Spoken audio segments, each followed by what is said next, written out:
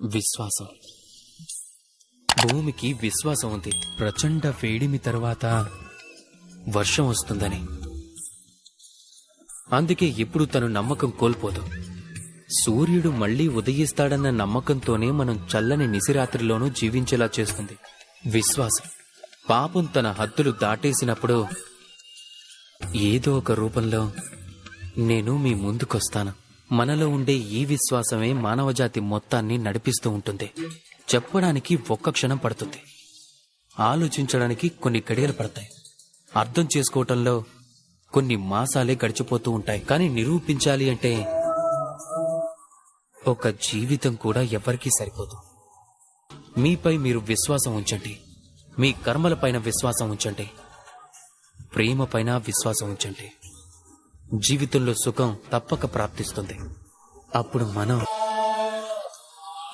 మనసుతో ఎంతో సంతోషంగా పలుకుతాం, రాధా కృష్ణ.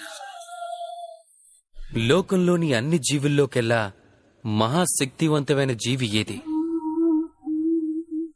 మీలో కొంతమంది అంటారు మనుషులని, కొందరంటారు సింహాలని, మరికొందరు ఏనుగులనంటారు. అది నిజం కాదు. లోకంలో అత్యంత శక్తివంతమైన జీవులు వృక్షాలే. ఆ వృక్షాలు మనకి తినటానికి ఫలాల్నిస్తాయి, జీవించడానికి ప్రాణవాయువునిస్తుంది, ఎండలో కావలసిన నీడనిస్తుంది. అవి మూడుబారిపోయిన తర్వాత కూడా నిప్పుకవసరమైన కట్టెలను ఇస్తాయి. ఇప్పుడు మీరందరూ అకస్మాత్తుగా నేను వృక్షాల గొప్పతనం ఎందుకు వల్లిస్తున్నానని అనుకుంటున్నారేమో. నా సంకేతం ఈ వృక్షాల కన్నా వేల రెట్లు అధికమైన ఆ బీజం ఇంకా గొప్పది. అది నేరుగా ఫలాలను ఇవ్వలేదు, అలాగే నీడని, కర్రలను కూడా. కేవలం ధరిత్రిలో దాగి మట్టితో పోరాడుతూ ఉంటుంది. ఒక వృక్షానికి ఆకారం ఇవ్వటం కోసం కొన్ని వేర్లు నేలలో పాతుకుపోయి ఉంటాయి. దీపం కూడా అంతే. చేతిలో ఇమిడే ఒక సాధారణ పాత్ర, కాని ఎప్పుడైతే అది వెలగటం మొదలు పెడుతుందో సమస్త లోకానికి అది వెలుగునిస్తుంది, మహత్తుగా మారిపోతుంది. ఇప్పుడు అర్థమైందా? మహానుభావులుగా మారాలి అంటే ఏదైనా సాధించాల్సిందే. మీరు చిన్నవాళ్లైనా పెద్దవాళ్లైనా కూడా ఏ అంతరం ఉండదు. ఏదైనా సాధిస్తేనే ఉన్నతులుగా మారిపోతారు. మీరు నడవటం ఆరంభించండి, ఏదో ఒక చోటికి చేరుకుంటారు. నిశ్చలంగా కూర్చునే వాళ్లు ఎప్పటికీ ఏమీ సాధించలేరు. బాగా గుర్తుంచుకోండి, ఏదైనా ఆరంభించటానికి మహాత్ములే అవ్వాల్సిన అవసరం లేదు. కానీ మహాత్ములు అవ్వాలి అంటే ఏదైనా ఆరంభించటం అత్యంత ఆవశ్యకం. రాధాకృష్ణ. ఒక శబ్దం, అది మనకి ఒకసారో లేదా ప్రతిరోజు వినబడుతూనే ఉంటుంది. స్వార్థం. ఆ వ్యక్తి స్వార్థపరుడని, అతను స్వార్థంలో చాలా చెడు పనులు చేశాడని ఇలా ఎన్నో మాటలు వింటూ ఉంటాం. మామూలుగా ఈ లోకం స్వార్థాన్ని, పాపాలను భరిస్తూ ఉంటుంది. కాని నిజంగా స్వార్థం అంత నీచమైనదా? లేదు. స్వార్థం అనే శబ్దం స్వాతో మొదలవుతుంది, అంటే స్వయంతో. అంటే ఏ కార్యంలో కేవలం స్వయం అనే అర్థం ఉందో, కేవలం స్వీయ లాభం మాత్రమే ఉందో అదే స్వార్థం. ఇక్కడ ఉత్పన్నమయ్యే ప్రశ్న ఏమిటంటే, మీ యొక్క స్వయం అంటే ఏమిటి? మీ స్వయంలో మీరే ఉంటే ఖచ్చితంగా మీరు స్వార్థపరులే. ఒకవేళ మీ స్వయంలో మీ పరివారం ఉంటే మీరు పరివార ప్రేమికులు. ఒకవేళ మీ స్వయంలో అన్యులు కూడా ఉన్నట్లయితే మీరు పరోపకారులవుతారు. ఒకవేళ మీ స్వయంలో ఈ లోకం మిళితం అయ్యుంటే అప్పుడు మీరు పరమార్థులవుతారు. మీ స్వార్థానికి దూరంగా వెళ్ళకండి, దాన్ని విస్తరించండి. మీ అస్తిత్వాన్ని విస్తరించినట్లయితే అప్పుడు మీ స్వార్థం స్వయంగా పరమార్థంగా మారుతుంది. రాధాకృష్ణ. నేను మీతో చెప్పాను, లోకంలో అత్యంత బలమైన ఆయుధం, అత్యంత బలమైన శక్తి స్నేహమే అని. కాని ఈ స్నేహం అనేది అసలు ఎలా ఉండాలి? స్నేహం అనేది పాలల్లో కలిపిన నీళ్లల్లా ఉండాలి. ఎలా?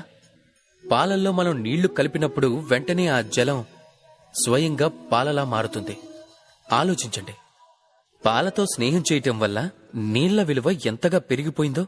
కానీ ఈ కథ ఇక్కడే సమాప్తం అవటం లేదు. పాలని మనం వేడి చేసినప్పుడు అప్పుడు జలం తన స్నేహాన్ని నిరూపించుకుంటుంది. జలమే ముందుగా ఆ తాపాన్ని భరిస్తుంది.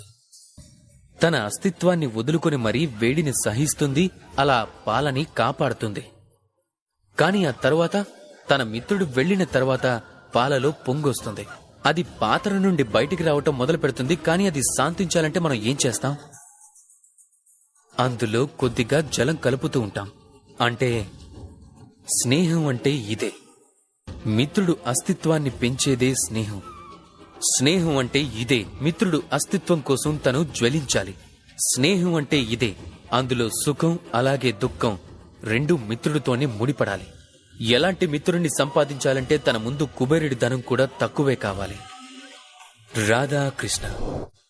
పొరపాటు అలాగే మానవులు, ఈ రెండిటి మధ్య సంబంధం ఎలాంటిదంటే పక్షులకి రెక్కలకి ఉండే బంధం లాంటిది. ధారకి నదికి ఉన్న బంధం లాంటిది. పొరపాటు అనేది మనిషి జీవితంలో ఇంత ప్రాముఖ్యమైనది కదా. ఇక మీరే ఆలోచించండి. అందుకు సిగ్గుపడ్డం ఎందుకు? దాని గురించి సిగ్గుపడటం సమంజసం కాదు. నిజం చెప్పాలి అంటే పొరపాటు మనం మరింత శక్తివంతంగా మారే అవకాశం ఇస్తుంది. ముందు కన్నా మంచి ప్రదర్శన చేసేలా ప్రేరేపిస్తుంది. బహుశా మీలో కొందరు దీనిని అంగీకరించకపోవచ్చు. ఎందుకంటే చాలా మంది దృష్టిలో పొరపాటు దోషానికి జన్మనిస్తుంది. దోషం అపరాధానికి, ఆ అపరాధానికి క్షమాపణ కాదు, దండన లభించి తీరాల్సిందే. కాని ఇలా ఎందుకు జరుగుతుందో ఎప్పుడైనా ఆలోచించారా? ఇందుకు కారణం ఏమిటి? దానికి కారణం పొరపాటని అంగీకరించకుండా తప్పించుకోవటం. మీరు పొరపాటు చేసి కూడా దాన్ని అంగీకరించకపోతే అప్పుడు ఆ పొరపాటు దోషంగా మారుతుంది. తరువాత ఆ దోషం అపరాధంగా. సాహసంతో ఉండండి. మీ పొరపాటుని స్వీకరించండి. మీ పొరపాటుని సరిదిద్దుకునే దిశగా మొదటి అడుగు వేయండి. అలాగే బాగా గుర్తుంచుకోండి, అపరాధం అని ఏదైనా ఉందంటే అది సమయానుగుణంగా మీ పొరపాటుని స్వీకరించకపోవటం. రాధాకృష్ణ.